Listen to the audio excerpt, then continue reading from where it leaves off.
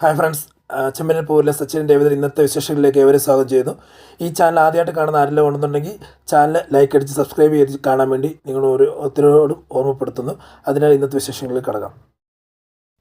അപ്പോൾ നമ്മുടെ സച്ചിൻ രേവതിയും നടു റോട്ടിക്കിടം ഗംഭീര പെർഫോമൻസ് നടത്തുകയാണ്. കാരണം എന്താ കഴിഞ്ഞാൽ എങ്ങനെയും നമ്മുടെ ശരത്തിന് സീറ്റ് മേടിച്ച്, അതായത് പരീക്ഷ എഴുതാനുള്ള ഒരു അവസരം ഒരുക്കി കൊടുക്കുക എന്നുള്ളൊരു ഉദ്ദേശമാണല്ലോ. അപ്പോൾ അങ്ങനെ പറഞ്ഞുകൊണ്ട് നിൽക്കുമ്പോഴത്തേക്ക് പെട്ടെന്ന് പ്രിൻസിപ്പാൾ ശരത്തിനോട് പറയുന്നുണ്ട്, ശരത്തെ നീ ഒന്നും നോക്കണ്ട, കാരണം നിനക്ക് ഇങ്ങനെയുള്ള വല്ലാത്തൊരു സിറ്റുവേഷൻ ആണ് നിൻ്റെ വീട്ടിൽ, അത് ഞാൻ അറിഞ്ഞിരുന്നില്ല. അപ്പം നീ അതുകൊണ്ടാണ് ക്ലാസ്സിൽ വരാണ്ടിരുന്നത് ഇപ്പോഴാണ് മനസ്സിലാക്കുന്നത്. അപ്പം ഇനി ഒരു കാര്യം നീ ഒന്നും നോക്കണ്ട, നിനക്ക് എക്സാം എഴുതാൻ പറ്റും, പേപ്പേഴ്സും കാര്യങ്ങളെല്ലാം ഞാൻ റെഡിയാക്കി തരാം, നീ ഒന്നും നോക്കണ്ട, നീ നിൻ്റെ വീട്ടിൽ പൊക്കോ, ഇവനുള്ള പണി ഞാൻ കൊടുത്തോളാം എന്നുള്ള രീതിയിലൊക്കെ പറഞ്ഞുകൊണ്ട് നിൽക്കുകയാണ്. അപ്പം തന്നെ പോലീസ് വരിക. പോലീസ് വന്ന് ഇറങ്ങുമ്പോഴത്തേക്ക് പ്രിൻസിപ്പാൾ പറയാം, സാർ തന്നെ അവനാണ് ഇതിൻ്റെ ഇവിടെ കിടന്ന് ബഹളം ഉണ്ടായിക്കൊണ്ടിരുന്നത് പറയും. ഉടനെ പെട്ടെന്ന് അതിനു മുമ്പ് തന്നെ സച്ചിൻ രേവതിയും പറയും, ഈ പോലീസ് വന്നാണ് നിൽക്കുമ്പോഴത്തെ പറയും, ഈ ഡ്രാമയിൽ നമ്മൾ ഇവരെ വിളിച്ചു വരുത്തിയിട്ടില്ലല്ലോ, പിന്നെ എങ്ങനെ രേവതി നീ വിളിച്ചു വരുത്തിയെന്നുള്ളൂ. ഉടനെ രേവതി പറയും, ഒന്ന് പോ, ഞാനൊന്നും വിളിച്ചു വരുത്തില്ല എന്നുള്ളത് പറയാം. ഉടനെ എന്നിട്ട് പോലീസ് അടുത്ത് വന്നിട്ട് പറയും, നീ ആരാണ് ഇവിടെ വിഷയം ഉണ്ടാക്കുന്നത്, ആഹാ കയറാൻ വണ്ടിയില്ലെന്ന് പറയും. അങ്ങനെ കയറാൻ വണ്ടി എന്ന് പറയുമ്പോഴത്തേക്ക് ശരി സാർ ഞാനൊന്നും തെറ്റ് ചെയ്തിട്ടില്ല, ഞാൻ തെറ്റ് ചെയ്തിട്ടില്ല, നീ കുടിച്ചിട്ടില്ലോ, കുടിച്ച് കിടന്ന് ബഹളം ഉണ്ടാക്കുന്ന ചോദിക്കുമ്പോഴത്തേക്ക് സാർ ഞാൻ കുടിച്ചിട്ടില്ല. ഉടനെ രേവതി ഇവിടെ കിടന്ന് ഭയങ്കര ബഹളം, ഇല്ല മാഡം ഞാൻ കൊണ്ടുവരുത്. ഒരു വനിതാ പോലീസ് ഉണ്ട്, വനിതാ പോലീസ് CA. അപ്പം വനിതാ പോലീസിനോട് പറയുന്ന CAയോട് പറയുന്നതാണ്, എന്നെ പോലെ കൊണ്ടുപോകരുത്, ദയവ് ചെയ്ത് കൊണ്ടുവരുത്, എൻ്റെ ഭർത്താവിനെ കൊണ്ടുവരുത് എന്ന് പറയും. അതൊന്നും കേൾക്കാതെ കൊണ്ടുപോകുമ്പോഴത്തേക്ക് അപ്പം വലിച്ചിരിച്ചോണ്ട് പോകുമ്പോഴത്തേക്ക് മറ്റേ പ്രിൻസിപ്പാൾ പറയുന്നുണ്ട്, മാഡം ഇവനെയൊക്കെ ലോക്കപ്പ് ഇട്ട് ഒരു 14 ദിവസങ്ങൾ റിമാൻഡ് ചെയ്യണം. കാരണം എന്ന് പറഞ്ഞാൽ അപ്പോഴേ കാര്യങ്ങൾ പഠിക്കത്തുള്ളൂ ഇവരൊക്കെ. എന്ന് പറഞ്ഞാൽ ഇവനെപ്പോലുള്ളവനാണ്. കാരണം സമൂഹത്തിലെ പെണ്ണുങ്ങളുടെ ജീവിതം തുളയ്ക്കുന്ന, കുടിച്ച് മദ്യത്തിൽ ലഹരിക്കെല്ലാം അടിമപ്പെട്ട് സ്വന്തം ഫാമിലി തന്നെ ഇല്ലാതാക്കുന്ന ഒരു സ്വഭാവം കടിക്കും ഇവനെപ്പോലുള്ളവനെന്ന് വെച്ചുകൊണ്ടിരിക്കരുത്. അതുകൊണ്ട് ദയവ് ചെയ്ത് പിന്നെ പിടിച്ചുകൊണ്ട് പോകണം എന്നുള്ള രീതിയിൽ പറയാം. ഇനി ഇവനെതിരെയുള്ള കേസ് ഞാൻ സ്റ്റേഷനിൽ വന്നിട്ട്, ഞാനൊരു പ്രിൻസിപ്പളാണ്, അപ്പോൾ ഇപ്പോൾ എനിക്ക് കോളേജിൽ പോകണം, ഞാൻ അന്ന് വന്നിട്ട് ഞാൻ നേരെ സ്റ്റേഷനിൽ വന്നിട്ട് ഞാൻ പരാതി തന്നോളെന്ന് പറയും. ശരി സാർ എന്ന് CA പറഞ്ഞു. അവനെ വലിച്ചടിച്ചുകൊണ്ട് പോകണം. അപ്പം പറയാം പ്രിൻസിപ്പാൾ വണ്ടി എടുത്തുകൊണ്ട് അതിൻ്റെ പുറകെ രേവതിയും ശരത്തെല്ലാം വന്നിട്ട് പറയും. അപ്പോൾ രേവതി പറയുന്നുണ്ട്, ദയവ് ചെയ്ത് എൻ്റെ സച്ചേട്ടനെ കൊണ്ടുപോകരുത്, സച്ചേട്ടൻ കുടിച്ചിട്ടില്ല, സച്ചേട്ടൻ ഒരു തെറ്റും ചെയ്തിട്ടില്ല എന്ന് പറയുമ്പോഴത്തേക്ക് ഉടനെ പറയും, എടി നിന്നെ പോലെയുള്ള ഒരു പെണ്ണുങ്ങളാണ് ഈ സമൂഹത്തിന് വിലയില്ലാതാക്കുന്നത്, നിന്നെ പോലെയുള്ള പെണ്ണുങ്ങളെ ഓരോ പരിപാടി വീട്ടിൽ ഇരുന്ന് കാണിക്കുമ്പോഴത്തേക്ക്, കാരണം കഴിഞ്ഞാൽ തെറ്റ് ചെയ്തിട്ട് പോലും തെറ്റ് ചെയ്തില്ല എന്ന് പറയുന്നൊരു സ്വഭാവം കാണിക്കുന്നില്ലേ. അപ്പം അതുകൊണ്ട് നിന്നെയൊക്കെ ഇങ്ങനെ ശിക്ഷിക്കാതിരിക്കുന്നത് എന്നുള്ള എടുത്ത് ചോദിക്കുകയാണ്. അപ്പം സച്ചി പറയും, മാഡം ഞാൻ കുടിച്ചിട്ടില്ല, ഞങ്ങൾ അഭിനയിച്ചതാന്ന് പറയുമ്പോഴത്തേക്ക് അഭിനയിക്കുന്നു, ഞാൻ കണ്ടാണ് നിൻ്റെ അഭിനയം, കാരണം ഇത്ര നേരം നീ കുടിച്ചത് ഞാൻ കണ്ടല്ലോ എന്ന് പറയുമ്പോഴത്തേക്ക്, ഇത്ര നേരം കുടിച്ചിട്ട് ഇവിടെ കിടന്ന് ബഹളം ഉണ്ടാക്കി ഞാൻ കണ്ടല്ലോ എന്ന് പറയുമ്പോഴത്തേക്ക്, മാഡം അതൊരു അഭിനയമായിരുന്നു, കയറാൻ വണ്ടി എന്നൊക്കെ പറഞ്ഞ് പിടിച്ച് വണ്ടി കയറ്റുവാണ്. ഉടനെ ശരത്തും രേവതി കൊണ്ട് നോക്കി നിൽക്കും, അത് എന്താ സംഭവിക്കുന്നത്, എങ്ങനെയാണ് സംഭവിക്കുന്നത് നോക്കിക്കൊണ്ട് നിൽക്കും. അപ്പം പുറകെ പോകുന്നുണ്ട്, വണ്ടി എടുത്ത് പോകുന്നു. അതിന് പുറകെ രേവതി കിടന്ന് ഓടുന്നുണ്ട്. അതായത് തൻ്റെ സ്വന്തം ഭർത്താവ് കടന്ന് കരയുമോ, അതായത് എങ്ങനെ രക്ഷപ്പെടുത്തും. കാരണം ഈ ഒരു സിറ്റുവേഷൻ നമ്മൾ വിചാരിച്ചില്ല. ഇവർ ഡ്രാമ കളിച്ചതാണെങ്കിൽ പോലും അവർ ആ ഒരു സിറ്റുവേഷൻ വരും, അതായത് പോലീസ് വരും, സച്ചിനെ കൊണ്ടുപോകുന്ന ഒരിക്കലും ചിന്തിച്ചില്ലല്ലോ.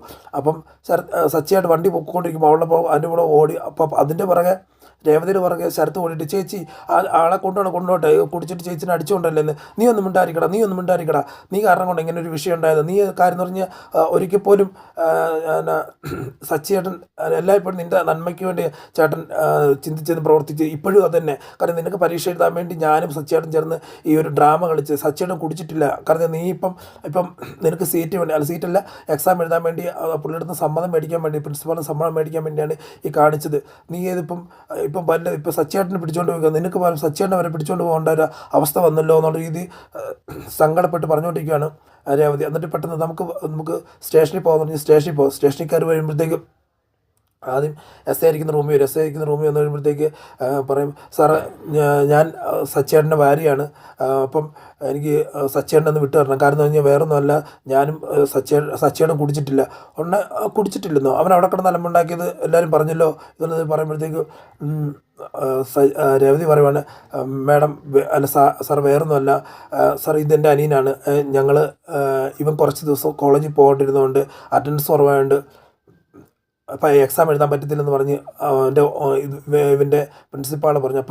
അപ്പം ആളിന് മുമ്പേ, അതായത് പ്രിൻസിപ്പാളിന് മുമ്പേ ആളുടെ വീടിൻ്റെ ഫ്രണ്ടിൽ തന്നെ ഒരു ചെറിയ ഡ്രാമ കളിച്ചതാണ്. അപ്പോൾ അതുകൊണ്ട് ഇപ്പം ലാസ്റ്റ് ഞങ്ങൾ പ്രതീക്ഷിക്കുന്നതിനപ്പുറം നിങ്ങൾ വന്ന് പോലീസ് വന്ന് പിന്നെ സച്ചിനെ പിടിച്ചുകൊണ്ട് വന്ന് ദയവ് ചെയ്ത് വിടണം, ഞങ്ങൾക്ക് വേറെ മാർഗ്ഗങ്ങളൊന്നുമില്ല എന്ന് പറയുമ്പോഴത്തേക്ക് അതൊന്നും പറഞ്ഞാൽ പറ്റത്തില്ല. ഇത് പിടിച്ചത് ആണ് പിടിച്ചത്. ആ മേഡം വരാതെ നടക്കത്തില്ല. കാരണം നിങ്ങളിപ്പോൾ ഈ ഡ്രാമ കാണിച്ചതുകൊണ്ട് ഇപ്പോൾ ആർക്ക് എന്താ നേട്ടം ഉണ്ടായത്? നിങ്ങൾ എന്തെങ്കിലും ഒന്ന് പറയുകയാണെങ്കിൽ നമുക്ക് വേറെ ഏതെങ്കിലും മാർഗ്ഗം നോക്കാമായിരുന്നല്ലോ എന്ന് പറയുമ്പോഴത്തേക്ക് ശരത്ത് പറഞ്ഞു, സാറ് അദ്ദേഹത്തിന് പറയും എന്നെ ഒന്ന് പിടിച്ചിട്ട്, കാരണം ഞാൻ വേറൊന്നുമല്ല, കാരണം ഞാനല്ല തെറ്റിയത്, ഞാൻ തെറ്റിയത് കൊണ്ടാണ് അവർ ഈ ഡ്രാമ കളിക്കേണ്ടി വന്നത് എന്ന് പറയുമ്പോഴത്തേക്ക് എസ് ഐ പറയുന്നുണ്ട്, നീയൊക്കെ ഇങ്ങനെ പറഞ്ഞ് നിനക്കൊക്കെ എങ്ങനെ പറയാൻ തോന്നടാ? കാരണം നിന്നെ ഇപ്പോൾ പിടിച്ചിട്ട് കഴിഞ്ഞ് ആൾമാറാട്ടത്തിനുള്ള കുറ്റം ചുമത്തി എന്നെയും കൂടെ അകത്താക്കും. കാരണം ഞാൻ നിന്നെ കയറ്റി വിട്ടിട്ട് ആളെ ഇറക്കി വിടുന്ന ഞാൻ എനിക്കെതിരെ കേസ് എടുക്കും, എനിക്ക് സസ്പെൻഷൻ കിട്ടും. ആ നടക്കത്തില്ല, നടപടിയുള്ള കേസൊന്നുമില്ല, നീ ഇതിൻ്റെ പണി നോക്കിയെന്ന് പറയുമ്പോഴത്തേക്ക് സാർ എങ്ങനെയും ഒന്ന് രക്ഷപ്പെടുത്താവോ? അപ്പം രേവതി പറയാം, എങ്ങനെയും രക്ഷപ്പെടുത്താവോ, അല്ലെങ്കിൽ ആ മേഡത്തിൻ്റെ നമ്പർ തരുവാണെങ്കിൽ ഞാൻ വിളിച്ചോളൂ. മേഡത്തിൻ്റെ നമ്പർ എസ് ഐ പറയാം, മേഡത്തിൻ്റെ നമ്പറും തരാൻ പറ്റില്ല, മേഡം നാളെ രാവിലെ വരത്തുള്ളൂ, അപ്പം നേരിട്ട് കണ്ടാൽ മതി. ഉടനെ രേവതി അതായത് പേടിച്ചിട്ട്, അതായത് അയ്യോ എൻ്റെ ചേട്ടൻ നാളെ രാവിലെ വിടത്തുള്ളൂ, അത് നാളെ രാവിലെ ഇന്ന് രാത്രി മുഴുവൻ ഇവിടെ കിടക്കേണ്ടി വരുമോ? ഇന്ന് രാത്രി മുഴുവൻ ഇവിടെ കിടക്കേണ്ടി വരുമോ എന്ന് പറയുക. അപ്പോൾ സാർ എന്നാൽ ഒരു കാര്യം ചെയ്തിട്ട് ഞാൻ സച്ചിയായിട്ടൊന്ന് കണ്ടോട്ടെ എന്ന് ചോദിക്കുമ്പോഴത്തേക്ക് പറയും, അതിന് കുഴപ്പമൊന്നുമില്ല, കണ്ടോ, പക്ഷേ ഒത്തിരി നേരം അനുവദിക്കത്തില്ലെന്ന് ചെന്ന് കണ്ടോളാൻ പറയും. അപ്പോൾ ഇതിൻ്റെ ഇടയ്ക്ക് അപ്പോൾ അവിടെ നിൽക്കുന്ന രണ്ട് പോലീസിൻ്റെ അടുത്ത് സച്ചി ചോദിക്കുന്നുണ്ട്, സാറേ എന്നെ ഒന്ന് വിടാവോ, കാരണം ഞാൻ കുടിച്ചിട്ടില്ല എന്ന് പറയുമ്പോഴത്തേക്ക് പറയും, എടാ നീ കുടിച്ചുകൊണ്ടിരിക്കുന്നത് ഞങ്ങൾ കണ്ടതല്ല, കുടിച്ചിട്ട് ബഹളം ഉണ്ടായിക്കൊണ്ടിരിക്കും ഞങ്ങൾ കണ്ടില്ല, നാട് റോട്ടിൽ നിന്നല്ല നിന്നെ പിടിച്ചുകൊണ്ട് വന്ന്, നീ എന്താ ഞങ്ങളുടെ ഡ്രാമ ഇറക്കുവാണെന്ന് ചോദിക്കുമ്പോഴത്തേക്ക് സാറേ ശരിക്കും അത് ഡ്രാമയായിരുന്നു, കാരണം ഞങ്ങൾ കുടിച്ചിട്ടില്ല, വേണമെങ്കിൽ ഞാൻ കുടിച്ചിട്ടില്ല, വേണമെങ്കിൽ ഒരു കാര്യം ചെയ്യും സാറേ, അവിടുത്തെ ആ ബോട്ടിലെടുത്തിട്ട് അവിടുത്തെ ആ മെഷീൻ എടുത്ത് കൊണ്ടുപോകാം, മെഷീൻ എടുത്തിട്ട് എന്നെ ഒന്ന് ഊതിപ്പിച്ച് നോക്കുമ്പോഴത്തേക്ക് സാറിന് കാര്യം മനസ്സിലാവും, ഞാൻ കുടിച്ചിട്ടുണ്ടോ ഇല്ലെന്ന് കാര്യം മനസ്സിലാവും എന്ന് പറയും. അതിൻ്റെ ആവശ്യമൊന്നുമില്ല, ഞങ്ങൾ കണ്ടതല്ലേ, ഇനിയിപ്പം നിനക്കെതിരെ നിന്നെ ഇവിടുന്ന് ഇറക്കി വിടുത്തൊന്നും ഇല്ലെന്ന് പറയുക. അങ്ങനെ പറഞ്ഞിങ്ങനെ അപ്പോൾ സച്ചി എന്ത് ചെയ്യും, ഇനിയിപ്പോൾ എന്ത് ചെയ്യും ഇങ്ങനെ ഓർത്തിരിക്കുമ്പോഴത്തേക്ക് രേവതിയും ശരത്തും കൊണ്ടുവന്നു. രേവതി ശരത്തും വന്നിട്ട്, സച്ചിയേട്ടാ എന്ത് പറ്റി, കാരണം ഇതിപ്പം വല്ലാത്തൊരു സ്റ്റേജ് ആയിപ്പോയല്ലോ, ഇന്ന് വൈകിട്ട് ഇവിടെ കിടക്കേണ്ടി വരും എന്നുള്ള രീതിയിലാണ് പറയുന്നത്. ഉടനെ സച്ചി പറഞ്ഞു, അതൊന്നും വലിയ കാര്യമൊന്നുമല്ല, ഇത് ചെറിയ വിഷയമല്ല, ചെറിയ കേസല്ലേ, അതിപ്പോൾ നാളെയാണ് നമുക്ക് ഇറങ്ങി വരാമല്ലോ, കുഴപ്പമൊന്നുമില്ല, സച്ചിൻ്റെ ശരത്തിൻ്റെ ആദ്യം വീട്ടിൽ പൊക്കോ, കുഴപ്പമൊന്നുമില്ലെന്ന് പറയുമ്പോഴത്തേക്ക് അത് പറ്റത്തില്ല എന്ന് പറയുമ്പോഴത്തേക്ക് രേവതി പറയാം, ചേട്ടൻ ഞാൻ വേറെ ആരെങ്കിലും ഒന്ന് വിളിച്ച് നോക്കട്ടെ, വേറെ നല്ല സ്വാധീനമുള്ള ഒരാളെ കൊണ്ട് വിളിപ്പിക്കുകയാണെന്നുണ്ടെങ്കിൽ സച്ചിയേട്ടനെ ഇറക്കി വിടുമല്ലോ എന്ന് പറയുമ്പോഴത്തേക്ക് രേവതി അങ്ങനെ പറയുമ്പോഴത്തേക്ക് വേണ്ട രേവതി എന്ന് പറയുമ്പോൾ, ഇല്ല ഞാൻ നോക്കട്ടെ എന്ന് പറഞ്ഞ് രേവതി അങ്ങോട്ട് പോയി മാറി ഫോൺ എടുത്ത് വിളിക്കാൻ നോക്കുവാണ്. ആ സമയത്ത് ഒരു സെൻറ്റിമെൻ്റൽ ആയിട്ടുള്ളൊരു സിറ്റുവേഷനാണ് സച്ചിയും ശരത്ത് നടക്കുന്നത്. സച്ചിയേട്ടാ എന്തിനാണ് ഇങ്ങനെ ചെയ്തത്, എനിക്ക് വേണ്ടി എന്തിനാണ് ചെയ്തത്? ഉടനെ അതൊരു ഭയങ്കര ഒരു സെൻറ്റി സീനാണ്. അതായത് സച്ചി പറയുന്നുണ്ട്, എടാ നമ്മളെയൊക്കെ സഹായിക്കാൻ ആരാടാ ഉള്ളത്, പിന്നെ നമ്മൾ വിളിച്ചാൽ പോലും ആരും വരത്തില്ല, ഒരു സ്വാധീനം പോലും നമുക്കില്ല, അപ്പോൾ ഇങ്ങനെ ഡ്രാമ കളിച്ചാൽ മാത്രമേ ഇറങ്ങി വരാൻ പറ്റത്തുള്ളൂ എന്ന് പറയുമ്പോഴത്തേക്ക് നീ ഇനി നന്നായിട്ട് പഠിച്ചാമെന്ന് പറയും. അപ്പോഴത്തേക്ക് ശരത്ത് പറയും, ഇല്ല സച്ചിയേട്ടാ ഞാനിനി ഒരു അലമ്പിന് നിൽക്കത്തില്ല, എനിക്ക് വേണ്ടി എനിക്ക് വാക്കുകൾ വരുന്നില്ല, കാരണം ഞാൻ പറയാൻ വാക്കുകൾ വരുന്നത് അതുപോലുള്ളൊരു സിറ്റുവേഷനാണ്. കാരണം നമുക്ക് ഒരു നന്മയോ നമുക്ക് കൂടെ നിൽക്കുന്ന ആൾക്ക് വേണ്ടി ഒരു കൂടെ നിൽക്കുന്ന ആൾക്ക് വേണ്ടി ഓരോന്ന് ചെയ്യുമ്പോഴത്തേക്ക് നമ്മൾ തെറ്റ് ആണല്ലോ ചെയ്യുന്നതെന്ന് ആലോചിച്ചിട്ട് ശരത്ത് ഇങ്ങനെ ആലോചിക്കുക, കാരണം ഞാൻ കാരണം കൊണ്ടാണല്ലോ അയാൾക്ക് ഇങ്ങനെ വിഷമിക്കേണ്ടി വരുന്നത്, അല്ല ആൾക്ക് ഇങ്ങനെ ഒരു ശിക്ഷ അനുഭവിക്കേണ്ടി വരുന്നതെന്ന് ശരത്ത് സ്വയം ചിന്തിക്കുവാണ്. എന്നിട്ട് ശരത്ത് പറയുക, അന്ന് തെറ്റിപ്പം ആരും ചെയ്യാതിരിക്കത്തില്ല, പക്ഷേ പറഞ്ഞു കൊടുത്ത് പല പ്രാവശ്യം സച്ചി പറഞ്ഞു കൊടുത്തിട്ടുണ്ട്, എടാ തെറ്റിലേക്ക് പോകരുത്, അത് ശരിയല്ല, നിനക്ക് ഞങ്ങളുണ്ട് ഞാനുണ്ട് എന്നുള്ള രീതിയിൽ പറഞ്ഞു കൊടുത്തിട്ട് പോലും അത് കേൾക്കാതെ പിന്നെയും ആ തെറ്റിലേക്ക് പൊയ്ക്കൊണ്ടിരുന്ന ആ ശരത്തിൻ്റെ ലാസ്റ്റ് സ്വന്തം ഭാവി തന്നെ ഇല്ലാതാക്കുന്ന രീതിയിൽ എക്സാം എഴുതാൻ പറ്റാതെ വന്നിട്ട് സ്വന്തം അളിയനെ ഇപ്പോൾ പോലീസ് പിടിച്ച് ജയിലിലിട്ട്. പെട്ടെന്ന് തന്നെ വർഷ അങ്ങനെ ആലോചിക്കും, ആരെ വിളിക്കും, എന്ത് ചെയ്യും എന്നൊക്കെ ആലോചിച്ചിരിക്കും. അപ്പോൾ പെട്ടെന്ന് തന്നെ ഫോൺ എടുത്തിട്ട് തൻ്റെ അമ്മയെ തന്നെ വിളിക്കുകയാണ്.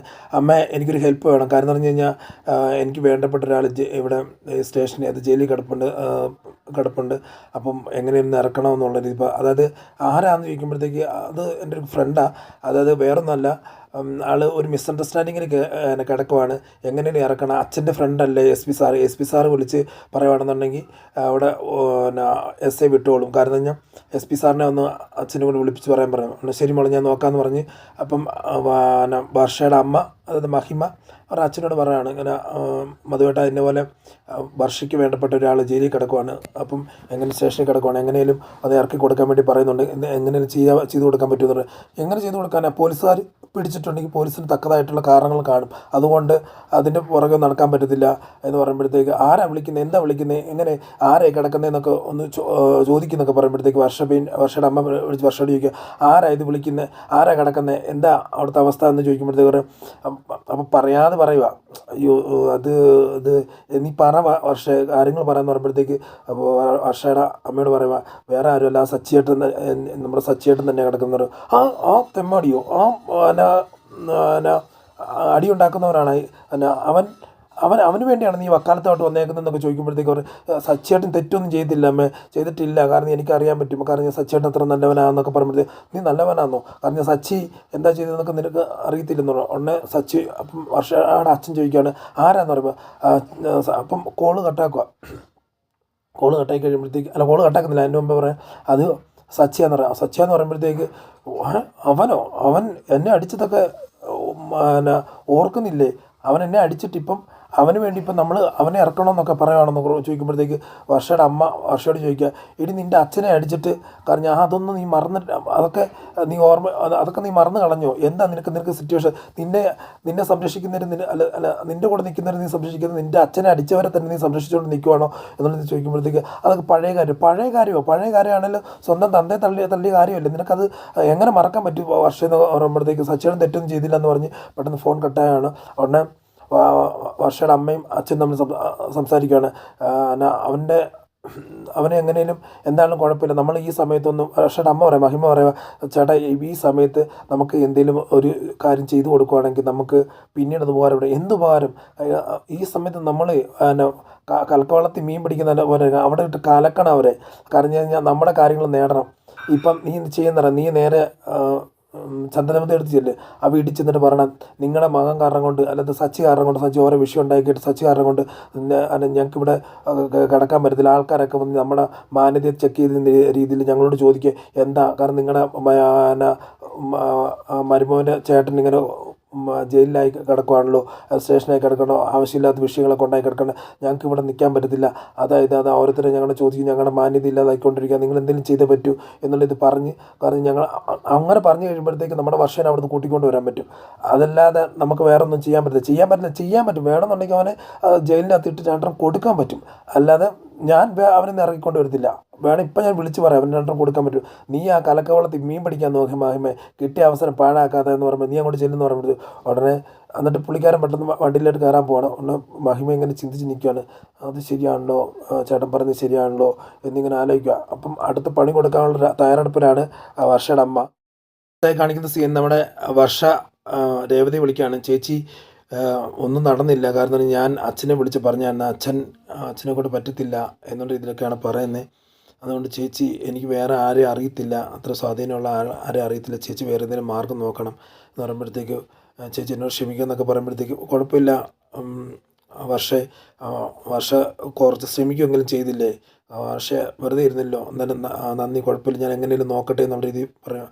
അപ്പം ആ സമയത്ത് നമ്മുടെ ശരത്ത് സച്ചിയോട് പറഞ്ഞ, സച്ചിയുടെ വല്ല വിശക്കുന്നുണ്ടോ, ഞാൻ എന്തെങ്കിലും മേടിച്ചോണ്ട് വരാം, കാരണം ഇത്ര നേരം ഇനി നിങ്ങൾ കിടക്കേണ്ടി വരുന്നത് എന്നുള്ള ഇത് പറയുമ്പോഴത്തേക്ക് വേണ്ട ശരത്ത്, എനിക്ക് വിശക്കൊന്നുമില്ല, കുഴപ്പമൊന്നുമില്ല എന്ന് പറയും. ഇവിടെ രേവതി വരുമ്പോഴത്തേക്ക് രേവതി പറഞ്ഞ, സച്ചിയേട്ടാ ഞാൻ വർഷയെ വിളിച്ചിട്ട് വർഷയുടെ അച്ഛനെ കൊണ്ട് വിളിപ്പിച്ച് നോക്കി, പക്ഷേ അത് നടക്കത്തില്ലെന്നാണ് പറഞ്ഞ് ഉടനെ നീ എന്തീ പണി കാണിച്ചത്, നീ എന്തായി കാണിച്ചത്, കാരണം നിനക്കറിയാത്തൊരു കാര്യമുണ്ട്, കാരണം കഴിഞ്ഞാൽ വർഷയുടെ അച്ഛനെ ഞാൻ അടിക്കുകയൊക്കെ ചെയ്ത, അപ്പോൾ അവർ സഹായിക്കും നമ്മളെ, കാരണം അതിൻ്റെ ആ പുള്ളി ഇവിടെ ഞാനിവിടെ കിടക്കാൻ വേണ്ടി കൂടുതൽ അവരാഗ്രഹിക്കത്തുള്ളൂ, അതുകൊണ്ട് നീ ഒരു കാര്യം ചെയ്യും, നീ എന്തിനാ ഇപ്പം പറയണ്ടായിരുന്നു, നീ ഇനിയിപ്പോൾ ആരെയും അങ്ങനെ വിളിക്കണ്ട, നമ്മളിവിടെ കിടക്കട്ടെ, കുഴപ്പമൊന്നുമില്ല, ഞാനിവിടെ കഴിഞ്ഞോളാം, കുഴപ്പമൊന്നുമില്ല, ഒന്നോ രണ്ടോ ദിവസം, അത് കഴിയുമ്പോഴത്തേക്ക് ആ കേസിൻ്റെ കാര്യം അത് മാറി അവർ എഴുതി തള്ളി വിട്ടോളും അതുകൊണ്ട് നീ ഇനി ആരെയും വിളിക്കരുത്, നീ ആ കാണിച്ച് തന്നെ മോശമായിപ്പോയി, നമ്മൾ ഒരിടത്തും ഒരാളുടെ മുമ്പേ താഴരുത്, താന്ന് നിൽക്കുന്നവർ, കാരണം ഓരോരുത്തർക്കും അവസരം കൊടുത്ത് കഴിയുമ്പോഴത്തേക്കും നമ്മൾ തലയിൽ കയറത്തുള്ളൂ, അല്ലാതെ നമ്മുടെ കൂടെ നിൽക്കാൻ അവർ ഉദ്ദേശിക്കത്തില്ല.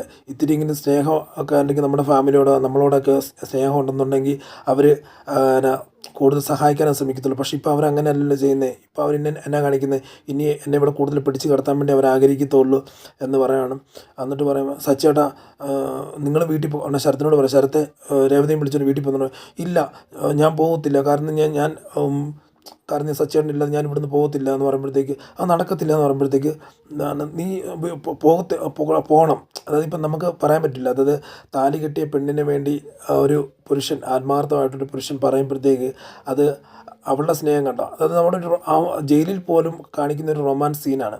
അതായത് ആ ലോക്കപ്പിൽ കിടന്നിട്ട് തന്നെ ആ റൊമാൻസ് സീൻ ഭയങ്കര ഒരു ഹാർട്ട് ടച്ചിങ് ആയിട്ടുള്ളൊരു സീനാണ്. സ്വന്തം ഭർത്താവ്, താലി കെട്ടിയ സ്വന്തം ഭർത്താവിന്, കാരണം ആത്മാർത്ഥമായിട്ട് ഇത് ചതിക്കുന്നവരല്ല, ആത്മാർത്ഥമായിട്ടുള്ള ആ ഭർത്താവിന് വേണ്ടി. കാരണം അവൾ അവിടെ കിടന്ന് ഞാൻ സച്ചേട്ടനെയും കൊണ്ടേ പോകത്തുള്ളൂ എന്ന് പറയുന്ന ഒരു സിറ്റുവേഷനും, അതുപോലെ സച്ചി പറയുക ഇല്ല നീ പൊക്കോ, കാരണം സ്വന്തം ഭാര്യയ്ക്ക് വേണ്ടി എന്തും ചെയ്യണം, ഏതറ്റവും വരെ പോകാൻ വേണ്ടി തയ്യാറായിട്ട് നിൽക്കുന്നതായിട്ടുള്ള സച്ചിയുടെ ആ സ്നേഹം, ആ രണ്ടുപേർ ആ സീൻ കാണുമ്പോൾ തന്നെ ശരത്തൊക്കെ നിന്ന് കരയുക. കരഞ്ഞ ഇതുപോലൊരു ചേട്ടനും ചേച്ചിയൊക്കെ കിട്ടിയത് ഓർത്ത്. അപ്പോൾ പറയുക ശരത്തെ രേവതി രണ്ടുപേരും ശ്രദ്ധിക്കുക, കാരണം ഈ ഒരു സംഭവത്തിൽ ഞാനിപ്പോൾ ഈ ലോക്കപ്പിൽ കിടക്കേണ്ട വന്നാലും ഒരു കാര്യം ശ്രദ്ധിച്ച്, ഇപ്പം ശരത്തിനെ എക്സാം എഴുതിയിരിക്കത്തില്ല, അവൻ്റെ ഭാവി തന്നെ പോകേണ്ട ഒരു സ്റ്റേജായിരുന്നു. അവിടെ നമ്മൾ അവനെ കൊണ്ട് എക്സാം എഴുതിപ്പിക്കാൻ വേണ്ടി അവൻ്റെ പ്രിൻസിപ്പാളിനെ കൊണ്ട് പറയിപ്പിക്കുന്ന രീതിയിൽ നമ്മൾ അവിടെ പെർഫോമൻസ് നടത്തി. അതിൽ നമ്മൾ ഒരു വിജയം കണ്ടെത്തിയില്ലേ. അതുകൊണ്ട് ഒന്നും പേടിക്കേണ്ട, നീ ധൈര്യമായിട്ട് അങ്ങോട്ട് രണ്ടുപേരും വീട്ടിൽ പോകും, ഞാൻ വന്നോളാം, കുഴപ്പമൊന്നുമില്ലെന്ന് പറയുക. ശരി എന്ന് പറഞ്ഞിട്ട് നിൽക്കുമ്പോഴത്തേക്ക് അവർ രണ്ടും പോവുക. അങ്ങനെ ചെന്ന് കഴിയുമ്പോഴത്തേക്ക് രാത്രി ഒരു 10-10:30 ആകുമ്പോഴത്തേക്ക് ചെല്ലുന്നത്. രേവതി കഥ തുറന്ന് അകത്ത് കയറുമ്പോഴത്തേക്ക് അകത്ത് കയറി ഇങ്ങനെ അപ്പം ചന്ദ്രമതി ഹാളിലിരിക്കുക. നടന്നു പോകുമ്പോഴത്തേക്ക് രേവതി ഇത്ര നേരം എവിടെയായിരുന്നു ചോദിക്കുമ്പോഴത്തേക്ക് പറയാം, അമ്മ എനിക്ക് ഇച്ചിരി വർക്ക് ഉണ്ടായിരുന്നു, പൂ കെട്ടാനുണ്ടായിരുന്നു. പറയാം, പൂ കെട്ടാനോ, പോലീസ് സ്റ്റേഷനായിരുന്നു എനിക്ക് പൂ കെട്ടാനെന്ന് ചോദിക്കും. പെട്ടെന്ന് അടി കിട്ടിയതുപോലെ ഇവരെങ്ങനെ അറിഞ്ഞു എന്നുള്ള രീതിയിൽ ചോദിക്കും. അന്ന് രവീന്ദ്രൻ മേലെ ഇറങ്ങി വന്നിട്ട് ഇങ്ങനെ ഇരിക്കുക, സോഫയിൽ ഇരിക്കുമ്പോഴത്തേക്ക് ചോദിക്കുക, ചന്ദ്രമതി ചോദിക്കുക, നീ രാവിലെ പോയത് ഇത്ര നേരം എവിടെയാണെന്ന് എന്നോട് ഞാൻ ചോദിച്ചിട്ട് നീ കള്ളത്തരം പറഞ്ഞ്, നിൻ്റെ കെട്ടിയവൻ എവിടെയായിരുന്നു എന്ന് ചോദിച്ചപ്പോഴത്തേക്ക് നീ അതും കള്ളത്തരം പറഞ്ഞ്. അപ്പം രവീന്ദ്രനോട് ചോദിക്കുക, നിങ്ങളല്ല ഇവളെ വാനോളം കൊണ്ട് നടന്ന്, ഇതുപോലൊരു പെണ്ണ് വേണം, ഇതുപോലൊരു മരുമോള് വേണം, ഇതുപോലെ ജീവിക്കണം. അപ്പം അപ്പോഴത്തേക്ക് വർഷയും ഭർത്താവ് ശ്രീകാന്തും വരുന്നുണ്ട്. അത് ശ്രുതിയും വരുന്നുണ്ട്. എല്ലാം കൂടെ വന്നിട്ട് ഇരിക്കുമ്പോഴത്തേക്കാണ് സോറി തൊണ്ടവേനുണ്ട്. അപ്പം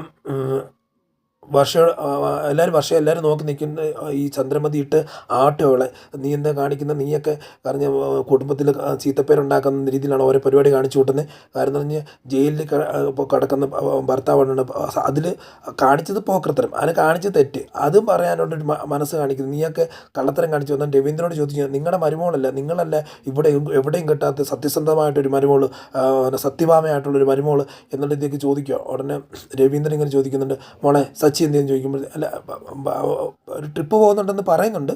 പക്ഷെ എന്തായാലും പിടിക്കപ്പെട്ടെന്ന് മനസ്സിലാക്കിയപ്പോഴത്തേക്ക് രവീന്ദ്രൻ ഇവർ ചോദിക്കുന്നുണ്ട്, സച്ചി എവിടെ മോളെ എന്ന് ചോദിക്കുന്ന സീനാണ് ഇന്നത്തോടെ അവസാനിക്കുന്നത്. അപ്പോൾ അത്ര നിർണായകമായിട്ടുള്ളൊരു സാഹചര്യത്തിലൂടെയാണ് നമ്മുടെ ചന്ദ്രോദയം കടന്നു പോകുന്നത്. കാരണം ഒരു സൈഡിൽ ജയിലിൽ, മറു സൈഡിൽ രേവതി കുടുംബക്കാരുടെ മുമ്പേക്ക് കുറ്റമേറ്റുവാങ്ങേണ്ട ഒരവസരം. അതുപോലെ ചന്ദ്രമതിക്ക് കിട്ടിയ തൻ്റെ മരുമോളെ ആട്ടാനും തുപ്പാനും കിട്ടിയൊരവസരം. അതുപോലെ രവീന്ദ്രൻ എല്ലാവരുടെ മുമ്പേ തൻ്റെ സ്വന്തം മരുമകളെയും മകനെയും